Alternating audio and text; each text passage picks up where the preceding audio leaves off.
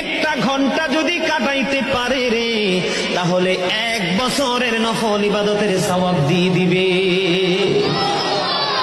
এরে যুবক, বউকে কষ্ট দিও না। স্বামী স্ত্রী যদি কিয়ামতের দিন কমপ্লেইন করে, তুমি যত বড় মোল্লা সাহেব হাজী সাহেব হন, নসিবে জুটবে না। আমি আমার মা, আমার বোনদেরকে বলতে চাই, কখনো স্বামীর কলিজায় আঘাত দিও না, কারণ স্বামীর কলিজায় আঘাত দিলে তোমার জীবনে জান্নাত জুটবে না।